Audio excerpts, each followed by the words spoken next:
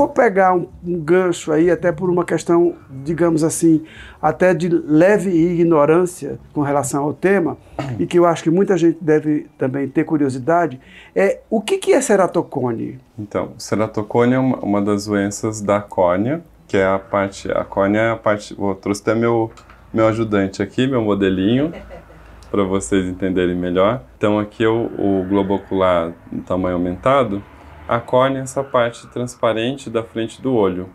Ela funciona como uma lente para focalizar a imagem no fundo de olho, que é a retina. A gente tem outra lente que é o cristalino, que é onde quando a gente fica mais velho vai dar a catarata. Então, em conjunto, essas duas lentes focalizam a imagem no fundo de olho, sensibiliza a retina e vira impulso nervoso pelo nervo óptico para a gente enxergar. Então, a nossa córnea ela funciona igual um vidro de relógio, protegendo e sendo transparente. E aqui tem a alteração do ceratocone. Então, quando há o ceratocone, nesse modelinho aqui está de forma exagerada, mas tem um aumento da curvatura como se fosse um cone, por isso que vem o nome da doença. É uma doença multifatorial, que tem alguns genes relacionados, mas nenhum isoladamente específico. E depende também do fator ambiental, comportamental, da alergia ocular. Então, um paciente que tem a tendência genética e também tem alergia ocular frequente, que está muito relacionada à rinite alérgica ou até dermatite, atopia, ela tende pelo fato de coçar os olhos, a córnea vai ficando mais fraca, desestabilizando, aumentando a curvatura e ficando mais fina. Eu tinha uma leve noção do que seria, mas não com tanta clareza. Eu não tinha essa ideia dessa mudança de formato. Aí o ceratocone vai ser graduado em 4 graus. Então, esse modelinho aqui está de forma exagerada, como se fosse o último grau para ser mais didático. Mas a gente suspeita, principalmente de pacientes jovens que têm astigmatismo e às vezes não tem uma visão tão boa, é preciso fazer o exame de topografia da córnea para verificar. Às vezes a gente consegue detectar hoje mais precocemente. E às vezes não afeta tanto a visão, mas aí necessita de alguns cuidados, né? Doutor Rodrigo, falando de ceratocone, qual é o tratamento para esse tipo de problema? A gente falou um pouquinho do diagnóstico, você mostrou aí como é que se identifica, como é efetivamente a evolução, mas qual é o tratamento? Então, hoje o tratamento do ceratocone ele é baseado na classificação pelo grau da doença. A gente classifica em 4 graus, o 1 mais leve e o 4 mais avançado. E hoje a gente tem disponíveis tratamentos que conseguem melhorar a visão e a qualidade de vida, que antigamente não se tinham tanta tecnologia envolvida.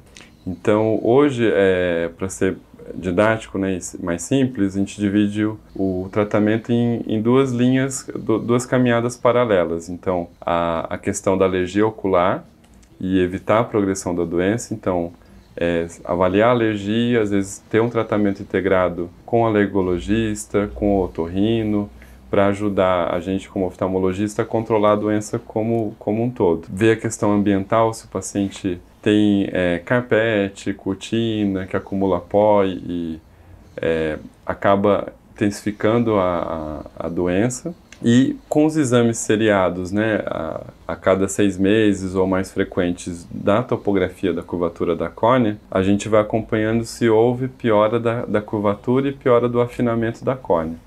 Se isso é detectado, tem alguns critérios que indicam a cirurgia chamada de crosslink, que é um tratamento cirúrgico, que a gente submete o paciente a uma hidratação com um colírio, uma vitamina, riboflavina, que penetra na fibra da córnea e expõe ele a um aparelho de radiação ultravioleta controlado. Então há uma reação química que promove interligações dessas fibras de colágeno e o engrossamento dessas fibras, permitindo que ele tenha mais estrutura, uma córnea mais enrijecida e evite que ele tenha piora da doença. No outro lado da caminhada, a gente vai preocupar com como está a visão do paciente. Então, nos estágios iniciais, tem paciente que vive bem apenas com uma correção do óculos. Quando o óculos não dá uma visão satisfatória, a gente tem as lentes de contato, e o destaque é para lentes rígidas e esclerais, que permitem uma camada nova da córnea, como se tivesse feito até uma cirurgia de transplante. A gente regulariza a córnea e os raios passam com mais regularidade e conseguem ser focalizados na retina com maior nitidez. Quando o paciente, por algum motivo, não consegue usar a lente de contato, existe a opção do anel intraestromal, que é um segmento de acrílico que a gente coloca dentro das camadas da córnea, e ele vai ajudar a dar mais estrutura para a córnea e modificar a córnea aplanando o centro. Com isso diminui aquela área do ceratocone, reduz o grau e tem uma melhora da visão. E no estágio mais avançado, daí seria quando já se tentou todas essas técnicas, aí tem a indicação do transplante de córnea. Então temos hoje, o que aumentou muito nos últimos 10 anos foi o avanço de tipos de lente de contato para ceratocone e dos anéis intraestromais, são os famosos anéis de Ferrara, que é o Dr. Paulo Ferrara é um médico brasileiro de Belo Horizonte que fez os primeiros implantes em pacientes ceratocone, é a nossa referência no Brasil e mundial nesse tratamento, foi um dos pioneiros. Então, eu brinco às vezes com os residentes, né, quando eu dou aula, que é como se fosse o nosso outro Santos Dumont, né, que inventou o avião. Então, Paulo Ferrara ajudou o desenvolvimento dessa técnica. Eu sempre fico curioso porque eu percebo que em determinados períodos do ano as pessoas aparentam ter ou apresentam com mais regularidade algumas intercorrências oculares, seja conjuntivite, enfim, alguma ou algo que se assemelha à conjuntivite. Isso tem a ver com a estação do ano? Tem alguma relação? Em algumas estações do ano, mais frequentemente acontecem problemas oculares? Sim, a conjuntivite alérgica, né, que vai ter o olho vermelho, a irritação, o aumento da coceira, até um pouco de lacrimejamento e secreção, ela tem a ver com às vezes, mudança de clima. Em países que tem uma mudança de estação mais demarcada, isso fica mais notável. No Brasil, pela diversidade do nosso clima e essa oscilação tão grande, não tem um período mais específico, mas quando a gente nota no consultório que aumenta os atendimentos relacionados a isso, quando tem uma mudança muito brusca de temperatura. E existem as conjuntivites que são transmissíveis, que são causadas por bactéria e por vírus, que às vezes tem relação um pouco mais no inverno, por conta de, às vezes, uma diminuição da asepsia, da limpeza das mãos adequadas. Então, a pessoa pega nos objetos, pela rua principalmente, e acaba coçando o olho. Então, é uma forma de transmitir. E, às vezes, no verão também, por conta de uso de piscina compartilhada, as crianças geralmente acabam pegando bastante nesse período. Entendi. Voltando um pouco para a questão do ceratocone, eu fiquei com uma curiosidade aqui que me veio em seguida, que o ceratocone, ele sempre tem um fator genético ou pode não ter nenhuma relação? Sempre tem um fator genético relacionado. A gente ainda não tem exames genéticos mais acessíveis para serem feitos de rotina, mas pelos estudos que tem, são alguns genes relacionados. Talvez no futuro possa especificar mais isso e tenha teste genético mais específico. E existem cuidados preventivos que possam ser adotados para evitar, vamos supor, o paciente não sabe que se ele tem esse fator genético. Sim, mas existem alguns cuidados que possam amenizar o risco de ele ter esse fator genético e desenvolver a doença? Sim. O alerta sempre é nunca coçar os olhos. Se você tiver uma coceira, tem alguma coisa errada. Pode ser uma alergia ocular, pode ter sido um cisco que entrou, algum outro tipo de inflamação. Então, procurar uma assistência com o médico oftalmologista para ver a causa. Evitar também aquele uso de colírio que deixa o olho mais claro, que tem vasoconstritor, porque ele vai mascarar o problema e você não vai tratar realmente a causa. Então, até em junho, já há uns 3 anos, tem uma campanha chamada Junho Violeta, que a gente trabalha conscientização sobre o ceratocone. E o lema da campanha é não coçar os olhos. Então, porque está muito relacionado, existem estudos, né, feito estudo genético e a topografia que mostra que esse paciente tem uma tendência a ter o ceratocone, mas quando ele não coça os olhos, aquela doença fica estagnada. Porém, quando há coceira, é o fator de aceleração do processo da doença. Então, a prevenção seria fazer o exame regular, não coçar os olhos e, principalmente, verificar em crianças, adolescentes, que é onde a gente descobre mais o ceratocone. Dificilmente vê na faixa mais adulta, mais velha, que o ceratocone. Às vezes um ceratocone que não desenvolveu a gente detecta no exame de rotina, mas aí a tendência é ficar mais estável. Mas nesse período de adolescente até os 30 anos de idade, é ainda uma faixa etária que tem uma predisposição à progressão da doença se não for devidamente cuidado. E aí eu vou pegar o gancho que a gente falou aí, você falou de a voz falada, a voz cantada e uma voz outra que se juntam todas essas, para falar um pouco sobre a diferença entre o uso da voz falada e o uso da voz cantada. A gente, em geral, até mesmo nós da área do canto, os cantores, etc. Tal, a gente demora, às vezes, ou tem uma certa dificuldade de entender que são duas áreas de emissão diferentes, né? E que precisam de cuidados diferentes e atenções diferentes, né? Então eu queria que você contasse um pouco o que diferencia, como é que é essa diferença entre a voz falada e a voz sendo usada para o canto. Tá. O indivíduo que canta, ele tem a voz dele quando ele fala e tem a voz dele quando ele canta. Estas vozes, às vezes, são muito diferentes. Às vezes você ouve, por exemplo, uma certa rouquidão numa voz falada que você não escuta na voz cantada. E vice-versa, ao contrário.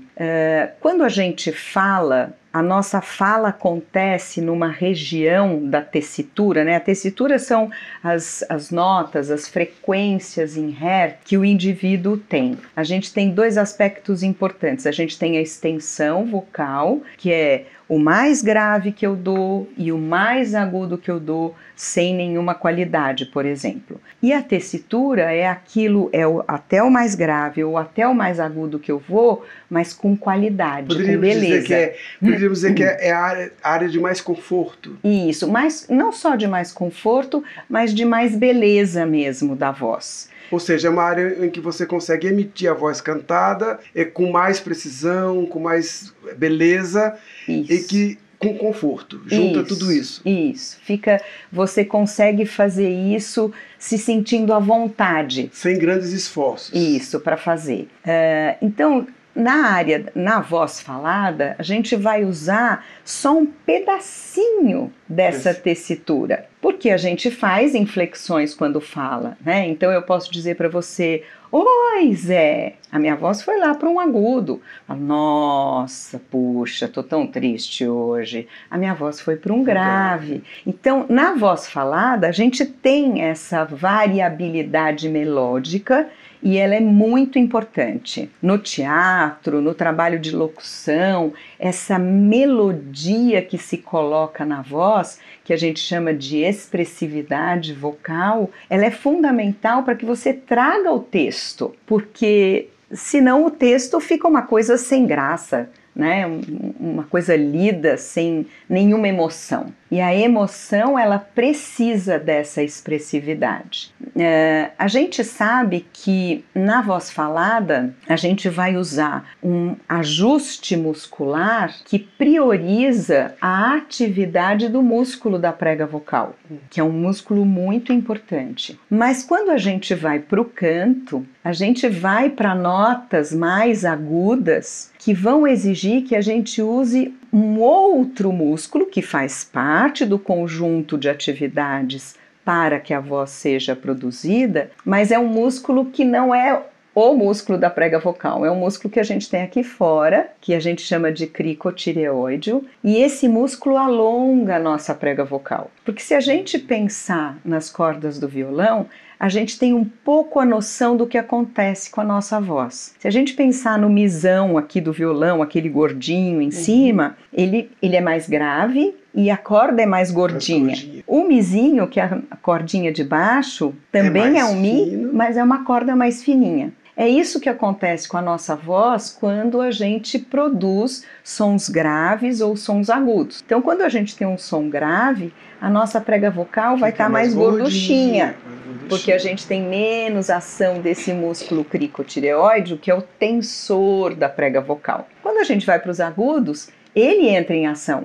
E aí ele tensiona a musculatura que está aqui dentro da nossa cartilagem tireoide. E aí ele estica a corda vocal fica fininha e vibra muito na pontinha, né? Muito mais rápido. A produção, então, da voz falada e da voz cantada começa a ser diferente já por aí, porque na voz cantada eu vou trabalhar com esta prega vocal mais alongada, às vezes por mais tempo, do que na voz falada. Fora isso, na voz cantada, a beleza da voz, ela se produz nas vogais. Por isso, os vocalizes dos professores de canto, porque são sons onde as pregas vocais estão fechadas, e aí elas vibram muito com a passagem do ar que vem lá dos pulmões. Sendo assim, no canto, às vezes eu dou uma vogal longa, canto um A por muito tempo, e essa prega vocal fica lá,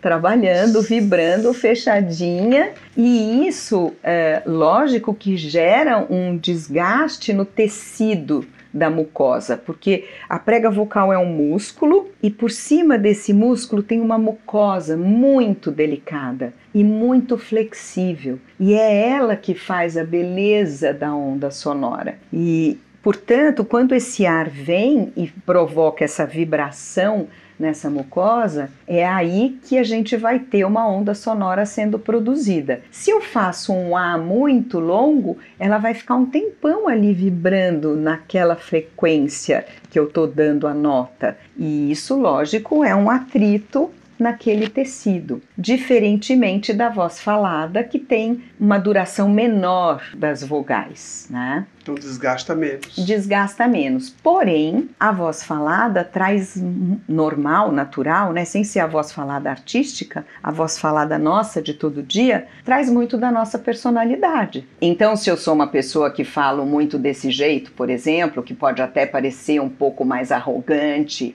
mais prepotente, mais duro, eu usando um ajuste de voz falada que propicia uma adução maior das minhas pregas vocais. Pode ser que com o tempo isso vá gerar um desgaste. Ou vamos pensar, por exemplo, nos professores, que muitas vezes têm que falar muito alto, porque são salas muito grandes, muitas crianças conversando. Este desgaste na voz falada também vai ser maior. Portanto, ambas as vozes, tanto a falada quanto a cantada, elas precisam de cuidados. Preventivos, né? Preventivos. E o cantor, muitas vezes, tem uma voz cantada belíssima e que de repente começa a aparecer com um cansaço vocal que ele nunca tinha tido antes. A rotina continua a mesma, ele vai ao otorrino, porque é muito importante que os profissionais da voz tenham um otorrino de referência, né? Que acompanhe a sua trajetória ao longo da sua carreira, porque é ele que vai observar as mudanças que possivelmente possam acontecer na prega vocal. Então ele vai ao otorrino, tá tudo bem, mas ele sente esse cansaço. Às vezes esse cansaço vem pelo uso da voz falada. Então ele está usando a voz falada de um jeito que está sobrecarregando mais essa adução da prega vocal, e isso acaba gerando um cansaço que reflete na voz cantada. Então, às vezes o cantor vem para a fono por conta desse cansaço e não tem nada a ver com a voz cantada dele. A gente descobre que não tem nada a ver com a voz cantada. É a voz falada que precisa ser trabalhada para que então ele tenha mais eficiência na voz cantada. Bom, mas eu queria pegar um gancho do que você estava falando aí quando você fala da questão dos independentes, né? Como é que você vê o panorama hoje da música independente, não só no Brasil, mas fora? Com essa tua experiência de contato com Portugal, com esse evento grande que vocês vão fazer aí em Londres. Como é que você tem visto essa panorâmica dos independentes? Os artistas são independentes por si, né? Eu acho que é um mercado forte, é o que acontece no mundo.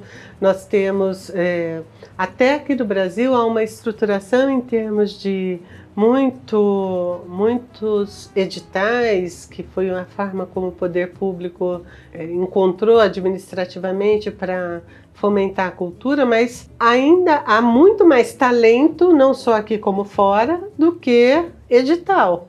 Então, a realidade é um mercado, realmente. Nós vemos isso acontecendo no mundo todo. As pessoas se apresentando, os espaços acontecendo. Talvez a grande diferença que eu veja entre a realidade brasileira e o que acontece fora é a presença do público pagante. Aqui, o público pagante é um público que muitas vezes resiste ao pagamento para shows de artistas iniciantes ou para ingressos com um valor agregado um pouco maior e prefira espetáculos que sejam gratuitos, né? Fora você tem uma vida, fora do país você percebe que há uma agenda, uma programação um pouco mais intensa, mas isso está também ligado ao poder econômico da população, sem dúvida, né? Sem dúvida. Isso talvez se explique. Mas na Alemanha, por exemplo, o ano passado eu tive a oportunidade de ficar uns 2, 3 meses na Alemanha. É constante, a agenda, a programação super intensa, constante, e todos os valores, todos os acessos são majoritariamente cobrados, né? Porque isso acontece em teatro, em locais privados, em salas de concerto. Você trabalha com calendários que estão lançados até o final do ano. Há também esta diferença. Se você quando nós vamos organizar turnês, ao contrário do que acontece aqui no Brasil, as turnês são para o ano que vem. Então, ou no mínimo 6 meses. É até possível você levar um artista para fazer uma turnê fora do país e organizar algo com 2, 3 meses, mas as turnês requerem no mínimo 6 meses para serem organizadas. Para estarem hoje já estão sendo vendidos ingressos de agosto, de setembro e etc. Uhum. Lá também, como aqui, há uma demanda sazonal em função do clima, né? E muda um pouco as configurações. Então, os festivais acontecem em junho, julho, agosto, setembro, em peso, que são os grandes festivais, porque é a época do verão europeu, como aqui no Brasil também, na época entre outubro e março, são os grandes festivais a céu aberto que acontecem, e depois a gente começa a ver os festivais mais voltados para a música instrumental ou para jazz, ou então esses grandes festivais como Lollapalooza ou similares, ou então turnês como essa que está acontecendo aqui em São Paulo no momento, do Coldplay, que leva milhares de pessoas para o estádio. É a mesma forma que acontece lá, só que no tempo inverso. No tempo inverso, né? Tá certo. E a impressão que eu tenho, por pouco que eu conheço, já tive algumas vezes na Europa, vi espetáculos, a impressão que eu tenho é que também existe um processo de subvenção governamental que favorece esses grandes espetáculos na Europa, ou eu estou enganado? Em Portugal, eu posso falar de Portugal com propriedade. Portugal, por exemplo, existe também um Ministério da Cultura, que é chamado de Direção Geral das Artes, que lança editais, mas lá nós estamos falando de um país de 10 milhões de pessoas. Uhum. Então, para equiparar, nós estamos numa cidade como São Paulo que tem 18 milhões de pessoas. Cabe Portugal inteiro. Exato, isso, 2 vezes. 2 vezes. Então, por exemplo, em Portugal as estruturas são mantidas pela Playtail e muitas delas são beneficiadas com a manutenção dos espaços ou da sua programação, porque tem editais da mesma forma. E lá eles lançam editais para manutenção bianual ou quadranual. Além disso, há algumas iniciativas que lançam editais e mantêm programações. Então, há subvenção também de patrocínios como as cervejas. Mais ou menos funciona é muito similar ao que ocorre no Brasil. Na Alemanha já é um pouco mais diferente, Na Alemanha, os governos municipais é que investem pesadamente nas iniciativas culturais. O governo central não. E também é uma questão da forma de tributação, de como se organizou a Alemanha pós-guerra, que não tem um poder único central fazendo a cultura para não incorrer de novo no que eles já viveram, que eles não querem voltar a viver, que é o nazismo. Então não há ao contrário do que nós temos hoje aqui no Brasil, não há um Ministério da Cultura com todo o poder de força de subvencionar e de ditar a cultura. No Brasil também nós não vivemos, eu falei isso, posso induzir a erro, mas nós também não vivemos um poder central. No Brasil nós temos o Ministério da Cultura, mas em cada estado tem uma Secretaria de Cultura e em cada município é estimulado a ter uma Secretaria de Cultura, que muitas vezes acumula com educação ou com turismo e com lazer e juventude. Às vezes a estrutura administrativa não tem como manter só uma secretaria ou departamento ligado à cultura, divide as pautas. Mas, enfim, aqui nós temos aí, caminhamos por um processo cada vez mais colaborativo, em que os conselhos municipais de cultura se tornam parceiros das gestões para realizar a cultura. Voltando para a sua pergunta, talvez a gente tenha aqui no país, por ser um país continental, até uma estrutura melhor de patrocínios já consolidada, porque nós vemos muitas dificuldades quando se fala de patrocínio fora do país, tá? Para a área de cultura. Nos Estados Unidos já acontece de uma outra forma, não há uma cultura de subvenção a artistas e a livre iniciativa estabelecida de um outro jeito também. Na Argentina, e talvez seja o mais próximo que nós temos aqui de haver um ministério e haver organismos que estimulem a cultura. A nossa inspiração de como a gente vive a cultura e a institucionalização da cultura talvez seja muito próximo do que esteja muito próximo do que acontece na França. Né? Na França há um Ministério da Cultura, há uma subvenção muita subvenção através de birôs de exportação, eles estimulam há muitos complexos culturais e uma rede de complexos culturais que se falam, muito semelhante ao SESC. Então, aqui você veja, além dessa estrutura toda que nós temos, que é diretamente ligada à administração pública, nós ainda temos redes como o SESI, o SESC, Itaú Cultural. Exatamente.